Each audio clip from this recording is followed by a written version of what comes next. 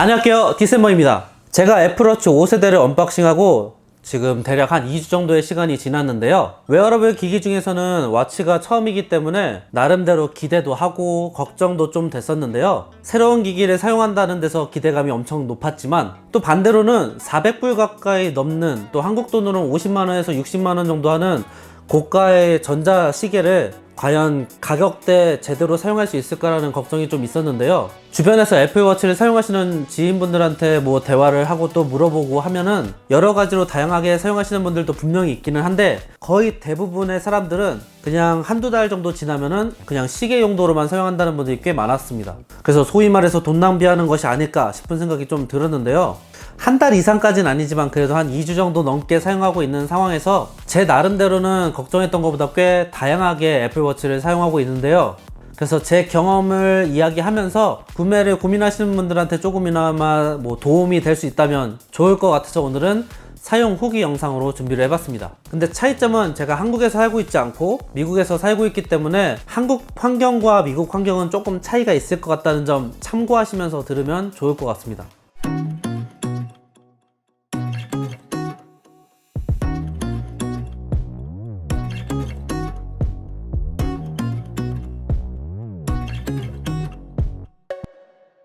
장점, 단점을 이야기에 앞서서 5세대에만 새롭게 추가된 기능들에 대해서 먼저 이야기를 좀 해보면, 일단 애플에서 이번 발표에서 가장 강조했던 건 역시나 항상 켜지는 디스플레이인데요. 이게 항상 켜져 있는 상태에서 18시간 정도 사용할 수 있다는 부분에서 엄청 강조하기도 하고 또 리뷰하시는 분들이 많이 이야기하는 부분인데요. 정말로 18시간 동안 계속해서 사용할 수 있는지 궁금해서 일주일 정도는 중요한 순간들 외에는 자고 있을 때도 애플워치를 착용하고 생활을 한번 해봤는데요. 또 배터리 광탈 문제가 있어서 뭐 금방 배터리가 단다는 이슈가 있는지 확인을 해달라고 댓글을 달아주신 이승호님의 의견도 있어서 겸사겸사 테스트할 겸 착용을 해봤는데요. 일주일 동안 계속해서 착용하면서 느끼는 거는 18시간 이상도 사용 가능하다는 것이었습니다. 거의 웬만한 기능은 쓰지 않고 그냥 시계만 본다든지 간단하게 어플 같은 거 몇 개 사용할 때는 18시간 동안 충분히 배터리가 버텼습니다. 그래서 충전 안 하고 하루 종일 밖에 나갔다가 잠을 자고 일어났는데도 계속해서 배터리가 유지됐었고요.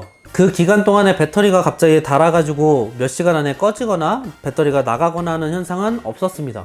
이거는 아마 뭐 뽑기 문제거나 다른 뭐 상황에서 발생할 수 있는 문제 같은데, 저 같은 경우에는 경험을 하지 못했어요.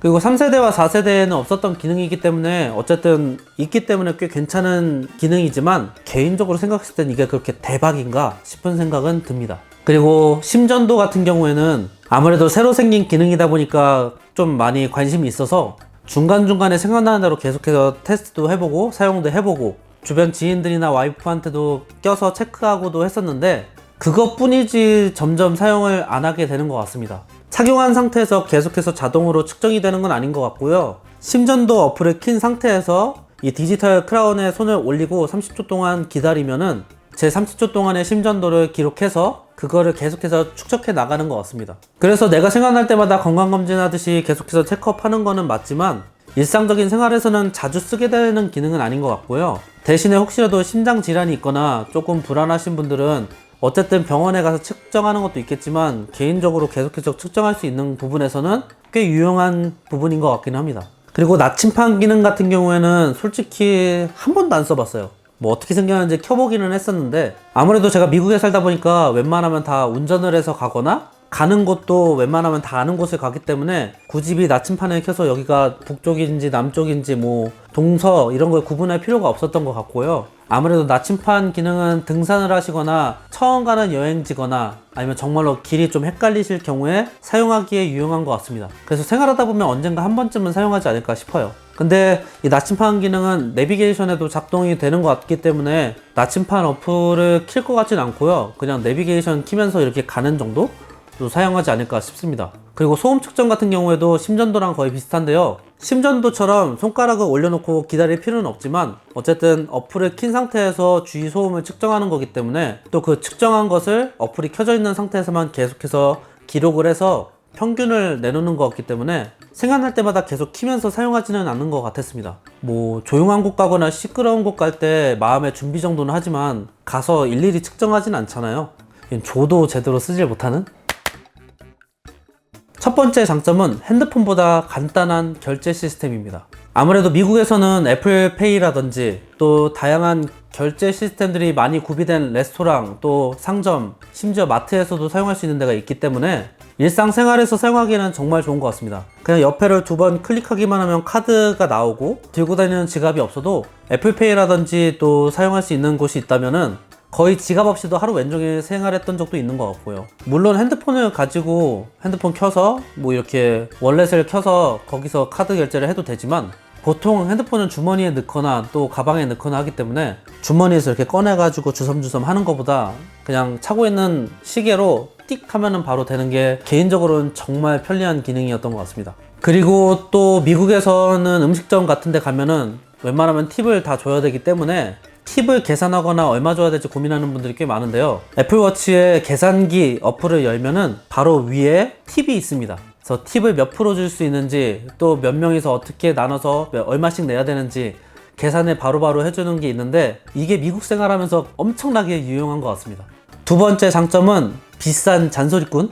혼자서도 꾸준하게 운동을 하셔서 또 아름다운 몸매를 가꾸시거나 또 본인 관리를 철저히 하시는데, 저는 그게 잘 안 되거든요. 그래서 같이 누군가가 가자고 해서 운동을 한다든지 계속해서 하라고 해야지 그나마 한 번이라도 운동을 하러 나간다든지 아니면 헬스장을 끊는다든지 하는데요. 그런 의미에서는 애플워치를 차고서 계속해서 뜨는 알람이라든지 또 아니면 여기서 어플을 통해서 나오는 경고음들이 또 아니면 활동 앱에서 내가 하루 동안 얼마나 움직였는지를 보면서 내가 운동을 해야겠구나 필요성을 느끼는 약간 동기부여가 되는 점에서는 되게 좋은 것 같습니다.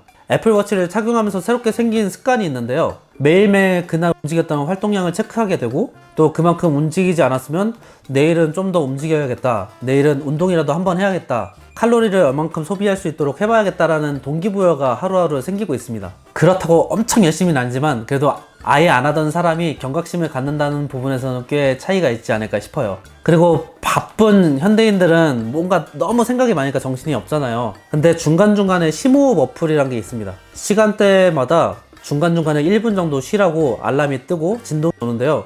그래서 알람을 보면은 내가 너무 여기에 집중했구나 싶어서 잠깐 멍을 때린다든지 아니면 일어나서 기지개 한번 피면서 몸을 풀고 다시 앉는다든지 아니면 여기서 제한하는 1분 동안 심호흡하는 거를 해보기도 하면서 나름대로 멘탈 관리를 조금씩은 하는 것 같습니다. 왜냐면 생각 너무 많으면은 복잡해 죽겠는데 정리하거나 멍 때리는 시간이 많이 없잖아요. 그런 의미에서는 애플워치가 알려주는 게 생각보다 은근히 도움이 되는 것 같습니다. 그리고 워낙 많은 기능들이 다양하게 있기 때문에 전부 다 해보면서 전부 다 이야기할 수 없지만 그 가운데서도 집에 혹시나 애플 제품이 있다고 하면은 좀 더 다양하고 재미있게 사용을 할 수 있습니다. 저희 집엔 애플 TV가 있는데 애플 TV를 연결해서 리모컨으로도 사용할 수 있고요. 아이폰이랑 계속해서 연동되어 있는 상태이기 때문에 유튜브나 음악을 들을 때에 여기 화면에 뜨는데 그 상태에서 다음 곡을 넘어간다든지 뭐 음악을 멈춘다든지 또 옆에 크라운을 계속 움직이면서 볼륨 조절할 수 있는 부분도 꽤 유용한 것 같아서 애플의 늪에서 헤어날 수 없을 정도로 애플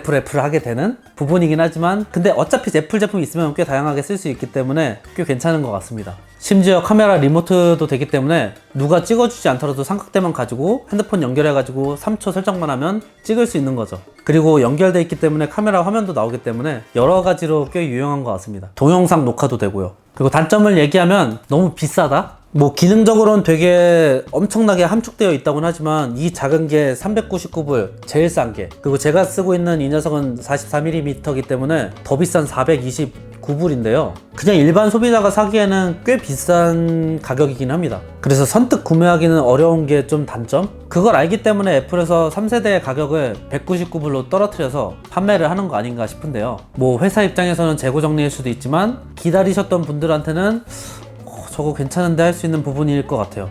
그래서 5세대가 나온 지금 이 시점에서 가성비 면에서 3세대를 고민하시는 분들이 분명히 있을 것 같은데요. 그런 생각이 제가 좀 들었어서 두 개 다 현재 2주 정도 사용하고 있고요. 이것 관련돼서 사용 후기 영상은 따로 준비해서 올리도록 할게요.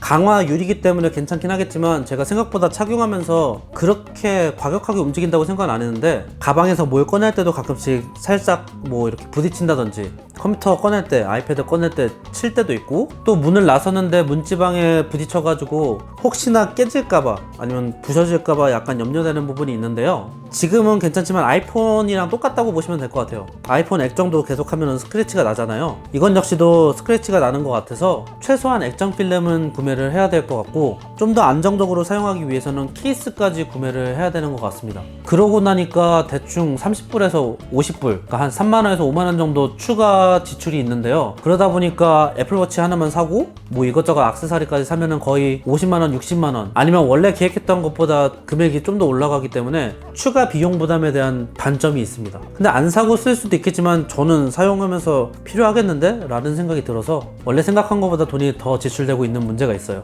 그리고 이거는 사람마다 다를 수 있기는 한데, 시계 차보신 분들은 여기에 땀 차는 거 느끼실 수가 있잖아요. 근데 저는 개인적으로 애플워치 차면서 땀이 좀 많이 차는 것 같아요. 이건 뭐 제 문제일 수도 있지만, 그래서 땀이 자주 차다 보니까 계속 닦아주고 또 좀 말린 다음에 끼고 하는 경우가 종종 있어서 그것도 뭐 단점 아닌 단점이라고 하겠네요.